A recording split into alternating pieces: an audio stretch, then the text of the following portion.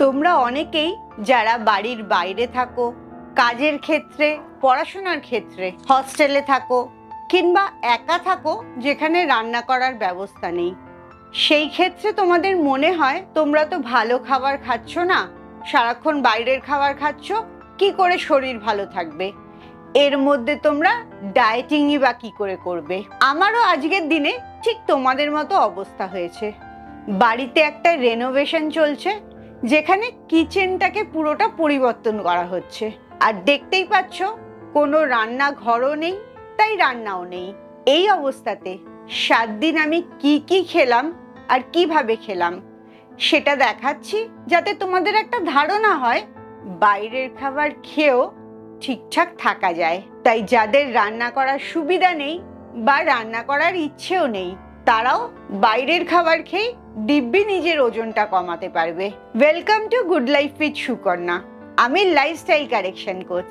আমার প্রোগ্রামে রোজ দেশ বিদেশ থেকে বহু মানুষ যোগদান করছে এবং তাদের ওজন কমিয়ে মানসিক স্বাস্থ্য ভালো করে একটা নতুন জীবন ফিরে পাচ্ছে। তুমিও যদি এই প্রোগ্রাম সম্বন্ধে জানতে চাও, তোমার কেন ওজন বেড়েছে, কি কি অসুখ আছে এবং সেগুলো তুমি ওজন কমিয়ে কিভাবে সুস্থ হতে পারবে, এই সমস্ত জিনিসগুলো আমি আমার 2 ঘন্টার ওয়ার্কশপে শেখাই। এই ওয়ার্কশপে যোগ দেওয়ার জন্যে নিচের হোয়াটসঅ্যাপ নাম্বারে LCW এই কথাটা লিখে হোয়াটসঅ্যাপ করো। প্রথমেই বলে নি আমার দুটো সুবিধার কথা। একটা হচ্ছে আমি অনেক দিন ধরে ইন্টারমিটেন্ট ফাস্টিং করি এবং আমার ইটিং উইন্ডোটা, মানে খাওয়া শুরু করার থেকে খাওয়া শেষ করার টাইমটা খুব কম। এই কারণে আমাকে অনেক কম খাবার খেতে হয়েছে। তাই আমার খাবারগুলো দেখাচ্ছি, তার সাথে সাথে তোমরা যারা আরো বেশিক্ষণ খাও তাদেরও কি কি খাবার খেতে পারো সেটা বলে দেব। আর দ্বিতীয় সুবিধা আমার যেটা হচ্ছে, আমি প্রচুর ননভেজ খেতে ভালোবাসি। মাছ, মাংস, ডিম সব খাবারই আমার খাবারের মধ্যে থাকে। যারা নিরামিষ খাও তারা সে জায়গায় কি খাবে সেটাও আমি বলে দেব। প্রথম শুরু করি ব্রেকফাস্ট দিয়ে। ঘুম থেকে উঠেই কি খাবে? রান্না নেই, বাইরের খেতে হবে মানেই বেশিরভাগ জনের মাথায় আসে আলু পরোটা, কচুরি, বা যারা একটু স্বাস্থ্যকর খাবার খাবে মনে করো তারা ভাবো ইডলি বা ধোসা। ব্রেকফাস্টটা শুরু করতে পারো ডাবের জল, এবং যে ডাবের জলে একটুখানি মালাই আছে, তাতে জলটা মিষ্টি হয়ে যাচ্ছে, মালাইটাতে তোমার পেটটা অনেকক্ষণ ভর্তি থাকছে। আর তার সাথে একটু চিয়া সিড মিশিয়ে নেবে। এতে ডাবের জলের পুষ্টিটা থাকছে, গুড ফ্যাট পাচ্ছ মালাই থেকে এবং চিয়া সিডের থেকে, আর তার সাথে পেটটা অনেকক্ষণ ভর্তি থাকছে। একটা খুব ভালো খাবার দিয়ে তুমি দিনটা শুরু করছো। এখানে বলে রাখি, যাদের ডাবের জলে সমস্যা হয়, হজম করতে পারো না, তারা এই জায়গায় চিয়া সিড দিয়ে লেবুর জল বা অ্যাপেল সিডার ভিনেগারের জলও খেতে পারো। তবে কোনো রকম ফলের রস খাবে না, ফলের রসে সুগার স্পাইকটা অনেক বেশি হয়। এবারে আসি দুপুরের খাবারে। দুপুরের খাবার মানে বাইরের নানা রকম খাবার। একটা কথাই মাথায় রাখবে, প্রোটিনটা খাবারে অনেক বেশি যোগ করবে আর কার্বোহাইড্রেটটা কম। আমার দুপুরের খাবারগুলো 7 দিনের একটু দেখে নাও, তাহলে একটা ধারণা পাবে। প্রথম দিন দুপুরে আমার লাঞ্চ থাকে রুটি আর কাবাব। কাবাবটা সবসময় আমি পছন্দ করি, যাতে মশলাও থাকে না, আর যতটুকু বাটার দিয়ে ওটা তৈরি করা হয় সেই বাটারের অনেকটাই আগুনের মধ্যে পড়ে যায়। আর লাস্টে যদি বাইরে থেকে বাটারটা না ব্রাশ করে, সেটা তুমি বলে দিলেই ওরা আর দেবে না বাটার, তাহলে অয়েলটাও অনেক কম ব্যবহার হচ্ছে। আর রুটির মধ্যে সবসময় চেষ্টা করবে আটার রুটি নেওয়ার। তৃতীয় দিন আমার খাবারে ছিল নবরত্ন পোলাও আর পনির। যারা ভেজিটেরিয়ান তারা সহজেই পনির আর সয়াবিনটা খেতে পারো, খুব ভালো ভেজিটেরিয়ান প্রোটিন সোর্স।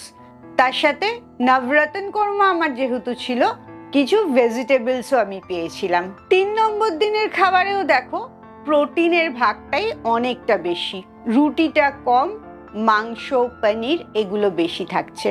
4 নম্বর দিনের খাবারে আমার ভালোবাসার একজন মানুষ তার বাড়ি থেকে রান্না করে অনেক খাবার দিয়ে গেছিল, সেখান থেকে আমি বাড়িতে তৈরি মাছ আর কাবাব খেয়েছিলাম। তোমরা এই কাবাব আর মাছটা বাইরে থেকেও আনিয়ে নিতে পারো, কোনো অসুবিধা নেই তাতে।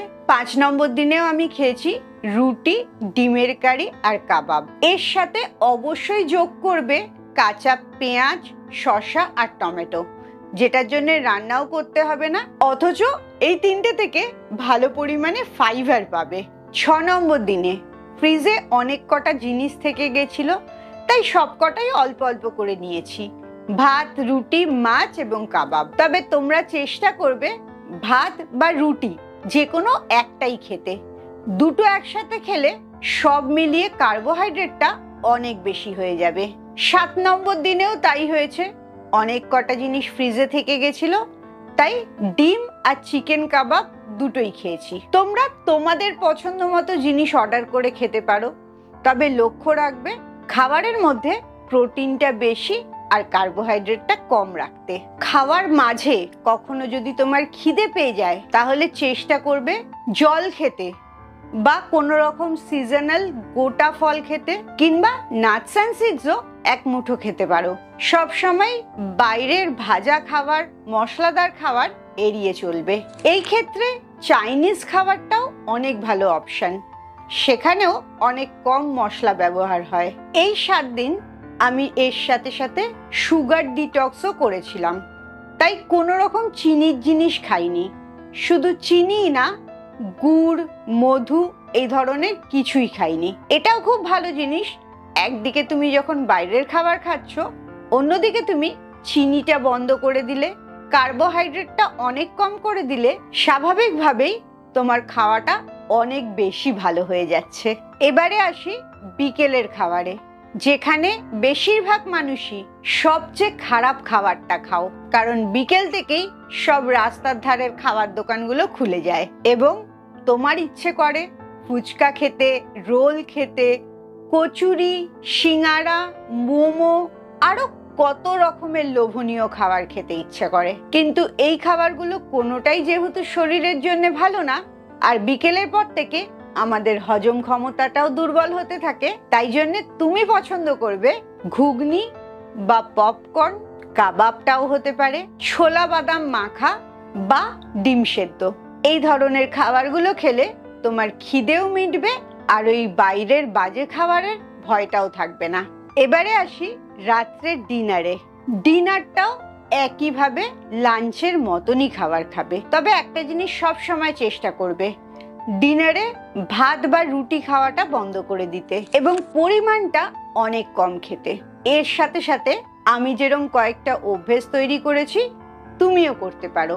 1 নম্বর হচ্ছে কোনো খারাপ স্ন্যাক্স বাড়িতে রাখা চলবে না, যেমন বিস্কিট, চানাচুর, চিপস, প্যাকেটের কোনো খাবার, এমনকি রেডি টু ইট বা অল্প সময় রান্না হবে এরকম প্যাকেটের খাবার, যেমন ম্যাগি, ওটস, উপমা, এই ধরনের খাবারগুলো। বাড়িতে যখনই তোমার এই ধরনের খাবার থাকবে না তখনই খিদে পেলে এগুলো তুমি খাচ্ছ না। আর দ্বিতীয় যে অভ্যাসটা আমি করেছি, কোল্ড ড্রিঙ্কস বা কার্বোনেটেড ড্রিঙ্কস না খাওয়ার। এই কোল্ড ড্রিঙ্কস গুলোতে প্রচুর পরিমাণে চিনি থাকে, কিন্তু সোডা মেশানো থাকে বলে চিনির মিষ্টিটা কমে যায়, তুমি বুঝতে পারো না, অথচ শরীরের যে ক্ষতি হওয়ার সেটা হতেই থাকে। আমার ইটিং উইন্ডো কম ছিল বলে আমি অনেক কম পরিমাণে খেয়েছি। তোমরাও তোমাদের ইটিং উইন্ডোটা ধীরে ধীরে কম করতে পারো।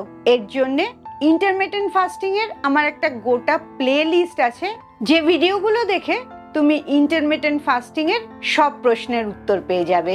অবশ্যই এই ভিডিওটা শেষ হলে ওই ভিডিওগুলো গিয়ে দেখবে। আমি একটু দেখিয়ে নিই তোমাদের ডে 1, ডে 2 করে ডে 7 অবধি আমি কটার থেকে কটা অবধি খেয়েছি আর কি কি খেয়েছি।